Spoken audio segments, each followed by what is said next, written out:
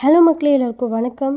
நிறைய பேர் என்னோடய கமெண்ட் செக்ஷனில் எப்படி நீங்கள் 2 குழந்தைங்கள தனியாக மேனேஜ் பண்ணுறீங்க, உங்களுக்கு கோபம் வராதா, அழுக வராதா, ஸ்ட்ரெஸ்ஸாக இருக்காதா, எப்படி ஈஸியாக மேனேஜ் பண்ணுறீங்க அப்படின்னு சொல்லிட்டு கேட்டிருந்தீங்க. எல்லாருக்குமே எல்லா நாளுமே ஒரே மாதிரி போகாதுல்ல. சந்தோஷங்கள், கஷ்டங்கள், ஒரு சில நாள் போரு, அது மாதிரி நிறைய நாள் ஒரு நாள் ஒரு மாதிரி தான் போகும். ஸோ அதை மாதிரி ஒரு நாள் தான் எனக்கு இன்றைக்கி. சோகமான நாள், ரொம்ப டிப்ரெஸ்டாக, ஒரு மாதிரி லோன்லியாக, எந்த ஒரு சத்தமும் இல்லாமல் குழந்தைங்க சத்தம் மட்டும், ரொம்ப கோபமாகவும், ஏன் எனக்கு லைஃப் இது மாதிரி இருக்குது, ஏன் நான் சொல்கிறத யாரும் புரிஞ்சுக்க மாட்டாங்க, என்னோடய சுச்சுவேஷனை யாரும் ஏன் நினைக்க மாட்டாங்க, கூட இருக்கிற பர்சனே எதுக்கு ஏன் சுச்சுவேஷன் நினச்சி பார்க்க மாட்டாங்க, செல்ஃபாக அவங்களோட ஹாப்பினஸ் மட்டும் நினைக்கிறாங்கன்ற மாதிரி ரொம்பவே ஒரு டிப்ரெஸ்டான நாள் தான் எனக்கு. ஆக்சுவலாக என்ன இஷ்யூ அப்படின்னு பார்த்தீங்கன்னா, சூர்யா ஜிம் போகிறது தான் இஷ்யூ. எனக்கு முன்னாடியிலேருந்தே அவன் ஜிம் போயிட்டுருக்கான். நான் ப்ரெக்னெண்ட்டாக இருக்கும்போதுலேருந்தே அவன் ஜிம் போயிட்டுருக்கான். பாடி கம்மியும் பண்ணிட்டான். பட் நான் அப்போல்லாம் எனக்கு இந்த அளவுக்கு ப்ரெஷர் ஆகலை. எப்போ சண்டே டைமில் கிரிக்கெட்டும் போக ஸ்டார்ட் பண்ணானோ அப்போ எனக்கு அந்த மந்த் ரொம்ப ஃபுல்லாக டிப்ரெஸ் ஆகிட்டேன். ஏன்னா வீக் ஃபுல்லாக வேலைக்கு போவான், வருவான், ஒரு 7 மணிக்கு இல்லை 6 மணிக்கு வரானா ஜிம் போயிடுவான் கிளம்பி. அப்புறம் போயிட்டு ஒரு 10 மணிக்கு 10:30 மணிக்கு வர்றது. எனக்கு ரொம்ப தனிமையாக இருக்க மாதிரி இருந்துச்சு. இருக்க மாதிரி இல்லை, ரொம்ப தனிமையாக இருந்தேன் நான். காலையிலேருந்து நைட்டு வரைக்கும் யாருமே இல்லாமல் வெறும் தனியாக நான் இந்த வீட்டில் இருக்கிற மாதிரி ரொம்ப டிப்ரெஸ்ட் ஆகிட்டேன். சண்டே டைம்லேயும் பார்த்திங்கன்னா கிரிக்கெட்டு போயிடுறது. ஒரு 12 மணிக்கு, மதியம் 12 மணிக்கு போயிட்டு 7 o'clock 6 o'clock ஈவினிங் அது மாதிரி வந்தது எனக்கு ஃபுல்லாகவே லைஃபே ஃபுல்லாக எனக்கு தனிமையான மாதிரி ஒரு ரொம்ப டிப்ரெஸ்ட் ஆகிடுச்சு.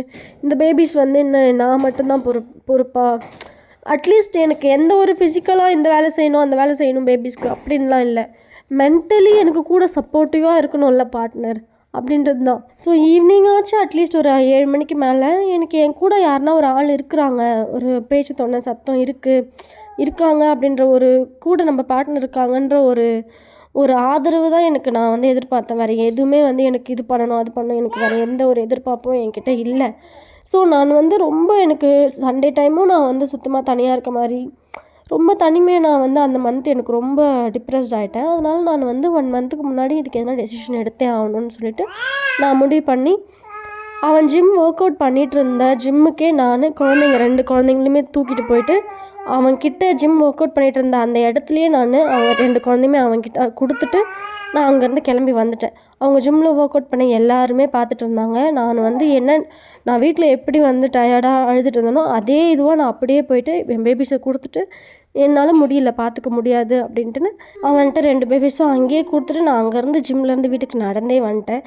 எனக்கு அங்கே இருக்கவங்க என்ன நினைப்பாங்க என்னை பற்றி, என்ன சண்டையோ இதுவோ என்ன நினைப்பாங்க அதை பற்றிலாம் எனக்கு எந்த கவலையும் இல்லை. அவங்களாம் என்ன நினச்சா என்ன நினைக்கலன்னா என்ன, நான் என்ன கஷ்டப்படுறேங்க, இல்லை அவனை பற்றி யார் என்ன நினைக்கிறாங்க தப்பாக நினைப்பாங்களா, அதை பற்றிலாம் ஒரு கவலையும் நான் படலை. ஏன்னா 1 whole day 2 பேபிஸையும் பார்த்துக்கிட்டு யாருமே கூட இல்லாமல், அட்லீஸ்ட் ஈவினிங் டைமில் ஹஸ்பண்ட் கூட ஒரு சப்போர்ட்டிவாக இருக்கிறாங்க, பேச்சு துணைக்காட்சி இதுக்காச்சும் இருக்கிறாங்க அப்படின்றதும் இல்லாமல் ஃபுல்லாக தனிமையாக ரொம்ப இந்த உலகத்துலேயே ரொம்ப கஷ்டமானது தனிமை. இது மட்டும்தாங்க நான் எக்ஸ்பீரியன்ஸ் பண்ணதுனால சொல்கிறேன். அப்படியே ஒரு மாதிரி இந்த 4 செவத்து உள்ள ரொம்ப சைலண்ட்டாக தனிமையாக இருக்கிறது ரொம்ப டிப்ரெஸ்ட் ஆகும். ஸோ நான் இவ்வளோ டிப்ரெஷனை பட்டுட்ருக்கிறது அவங்க ஜிம்மில் யாருக்கும் தெரியாது. ஸோ நான் எதுக்கு அவங்க யார் என்ன நினைப்பாங்க ஏது நினைப்பாங்கன்றதை பற்றி நான் கவலை பண்ணணும், எனக்கு யாரை பற்றியும் கவலை கிடையாதுன்ட்டு நான் ஸ்ட்ரெயிட்டாக ஜிம்முக்கே போய்ட்டு என் குழந்தைங்களுக்கு கொடுத்து நான் வந்துட்டேன். அன்னையிலேருந்து அவன் நேற்று வரைக்கும் ஜிம்மே போகல. ஒரு 1 மந்த்துக்கு மேலே அவன் ஜிம்மே போகல. ஆஃபீஸ் முடிஞ்சு வீட்டுக்கு வருவான், வீட்டில் டைம் ஸ்பெண்ட் பண்ணுவான், கேம் விளையாடுவான், குழந்தைங்க கூட இருப்பான். எனக்கு வீட்டில் இருக்கானே, நம்ம கூட இருக்கான், நம்ம கூட ஏதோ ஒரு ஒன்று பேசிகிட்டு இருக்கானே அப்படின்ற ஒரு ஹாப்பினஸ்ஸே எனக்கு எந்த சண்டேயுமே இந்த 1 மந்தில் அவ்வளோவா வரவே இல்லை எங்களுக்குள்ளே. எந்த டிப்ரெஷனும் நான் ரொம்ப டிப்ரெஷன் ஆகுது இதுவாகுது அப்படின்ற மாதிரியும் நான் ஆகலை. ஆனால் இப்போ மறுபடியும் அவனால் போகாமையே இருக்க முடியல. அப்போ நான் எப்படி எனக்கு ஜிம் போகணும், எனக்கு அது பிடிச்சிருக்கு, அதனால் நான் போகிறேன், கிரிக்கெட் போகணும் பிடிச்சிருக்குன்னு நான் போகிறேன் அப்படின்னு சொல்லிட்டு அவங்க மறுபடியும் நேற்றுலேருந்து ஜிம் போக ஸ்டார்ட் பண்ணியிருக்காங்க. அப்போ எனக்குமே தனிப்பட்ட ஆசைகள் அப்படின்றது இருக்கும் தானே. எனக்கு டான்ஸ் பிடிக்கும், சிங்கிங் பிடிக்கும், நான் கிளாஸ் போகணும், இது போகணும், இல்லை நான் ஃப்ரெண்ட்ஸோடு சுற்றணும். நான் கல்யாணம் ஆனதுலேருந்து என் ஃப்ரெண்ட்ஸோட தனியாக சுற்றவே இல்லை. இன்னும் பேபிஸை கூட்ட அப்படின்னு தான் இருக்குது ஒரு பொறுப்பு. அப்புறம் எதுக்கு ஒரு கமிட்மெண்ட் உள்ளே வரணும் அப்படின்றது தான். எல்லா பாய்ஸுமே மோஸ்ட்டாக நான் என் ஃப்ரெண்ட்ஸோட போகக்கூடாதா, இதுவும் போகக்கூடாதா அப்படின்னு சொல்லிட்டு, இல்லை கிரிக்கெட்டோட போகக்கூடாதா, அப்புறம் எதுக்கு ஒரு கமிட்மெண்ட் உள்ளே வரணும்? உங்களுக்கு கிரிக்கெட்டு தான் முக்கியம், உங்கள் ஃப்ரெண்ட்ஸ் தான் முக்கியம், உங்களுக்கு பிடிச்சது தான் பண்ணணும்னு முக்கியம்னா எதுக்கு ஒரு கமிட்மெண்ட் உள்ள ஒரு பொண்ணை வந்து உள்ளே தள்ளிட்டு அந்த பொண்ணை மட்டும் சஃபர் பண்ண விட்டுட்டு நீங்கள் ஜாலியாக சுற்றுறதுக்கு எதுக்கு கல்யாணம் பண்ணி கமிட்மெண்ட் உள்ளே வரணும்? இதை அவங்களோட பெற்றவங்களும் கேட்கறது கிடையாது. பசங்கன்னா அப்படி தாம்மா இருப்பாங்க, நம்ம தான் இது நம்மளோட வேலை, பிள்ளைங்களை பார்த்துக்கிறது வீட்டை பார்த்துக்கிறது பொண்ணுங்களோட வேலைன்றதே முடிவு பண்ணிட்டாங்க எல்லாருமே. நான் இப்போ பார்த்துட்டு தான் இருக்கேன், நான் பார்த்துக்காமையும் இல்லை. பட் ஒரு சாக்ரிஃபைஸ் கூட ஒரு அப்பாவால் பண்ண முடியாதுன்னா எதுக்கு அப்பாவாக ஒரு குழந்தைங்கள பெற்றுக்கணும்? அதுக்கு பெற்றுக்காமையே ஃப்ரீயாக ஜாலியாக சுற்றி இருக்கலாம்ல. ஒரு பொண்ணுக்கிட்ட வந்து அவள் தான் அம்மா மட்டும் தான் இந்த குழந்தைங்கள பார்த்துக்கணும் அப்படின்ட்டு அம்மா மட்டும் தான் பார்த்துக்க விடுறாங்க. பட் அட்லீஸ்ட் கூட ஒரு மென்டலி ஒரு சப்போர்ட்டுக்கு கொஞ்சம் நேரமாச்சு ஓகே இது வந்து அவளுக்கு ஸ்ட்ரெஸ்ஸாக இருக்கா, அவள் கூட இருக்கணும்னு தானே சொல்கிறாங்க. நான் என்ன தங்கம் கேட்டேன்னா வெள்ளி கேட்டேன்னா எனக்கு எல்லாம் வாங்கி போட்டு என்னவோ சந்தோஷப்படுத்திட்டாங்களா? நான் வேறு எதுவுமே நான் கேட்கல, எனக்கு அதெல்லாம் சந்தோஷமும் இல்லை, எனக்கு கூட இருக்கணும் அவ்வளோதான். அதை கூட வந்து கொடுக்க முடியாது. உங்களோட பர்சனல் சந்தோஷம் மட்டும்தான், உங்களுக்கு ஜிம்மு போகிறது கிரிக்கெட்டு போகிறது அதெல்லாம் மட்டும்தான் சந்தோஷம் தருது. வீட்டில் குழந்தைங்களோட இருக்கிறதோ இல்லை ஒய்ஃப் சந்தோஷமோ உங்களுக்கு சந்தோஷமே இல்லை. நான் இப்போ வீடியோ பண்ணுறேன், வீடியோ பேசுகிறேன், என்னால் நிம்மதியாக கூட பேச முடியல. என் குழந்தைங்களும் சவுண்ட் போட்டுட்டு அப்படி தான் இருக்காங்க. என் வேலை இதுவும் ஒரு வேலை தான், யூடியூப் பண்ணுறது இதெல்லாம் ஒரு வேலை தான்.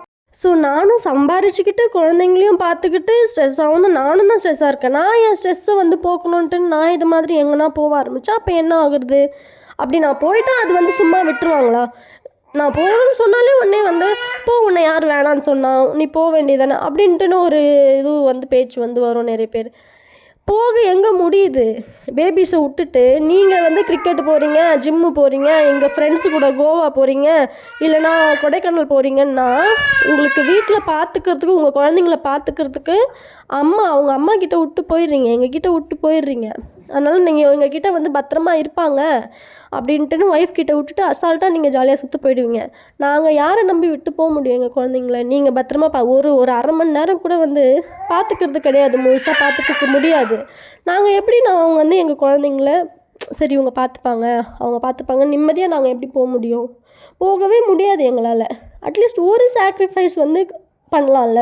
சரி ஓகே கிரிக்கெட் போவேணா, சண்டே ஃபுல்லாக வந்து ஃபேமிலி கூட இருக்கலாம், இல்லை ஜிம்மு போவேணா, கிரிக்கெட் மட்டும் சண்டே மட்டும் போவேன், எல்லா சந்தோஷமும் நீங்கள் வந்து உங்களுக்கு இருக்கணும். ஆனால் ஒய்ஃப் வந்து ஒரு வாரம் இல்லை எதனா உடம்பு முடியல, குழந்தைங்கள வச்சுக்கிட்டு சமைக்க முடியல, கண்டினியூவாக சமைக்காமல் ஒரு 2-3 நாள் கண்டினியூவாக சமைக்காமல் இருக்கிறாங்கன்னா அதை ஒரு குத்தமாக எடுத்துப்பீங்க, நீ சமைக்க மாட்டீங்க அப்படின்ட்டுன்னு. இப்போ மறுபடியும் எனக்கு லாஸ்ட் மந்த் ஆன மாதிரி தான் எனக்கு ஃபுல் டிப்ரெஷன் ஆகுமோன்ட்டுன்னு எனக்கு பயமாக இருக்குது. மறுபடியும் ஜிம் போக ஸ்டார்ட் பண்ணிவிட்டு எனக்கு அப்படியே நேற்று ஒரு நாளே எனக்கு ரொம்ப தனிமையாக இருந்துச்சு. நான் போயிட்டு வந்தோடனே நான் சொல்லிட்டேன், இனிமேல் நீ டெய்லி ஜிம் போகிறது கண்டினியூ பண்ண போகிற அப்படின்னா என்னால் வீட்டில் சமைக்க முடியாதுப்பா, உனக்கு உன் சந்தோஷம் முக்கியம் அப்படின்ட்டுன்னு நீங்கள் போகிறீங்க அப்படின்னா எனக்கு வந்து குழந்தைங்கள பார்த்துக்கிறதே கரெக்டாக இருக்குது, சமைச்சா அது இன்னும் ஸ்ட்ரெஸ் ஆகுது, எனக்கு ஏன் சந்தோஷம் முக்கியம், அதனால் நான் வீட்டில் சமைக்க மாட்டேன். ஜிம் போயிட்டு வந்த அப்புறமாவும் என்னை எங்கன்னா வெளியே கூப்பிட்டு போகணும். நீ வேலைக்கு போயிட்டு வரீங்க, டயர்டாக இருப்பாங்க, நம்ம எதுவுமே வந்து வெளில வேணான்ட்டுன்னு பாவம் பார்க்குறக்கு அதெல்லாம் இனிமேல் வந்து ஆகாது.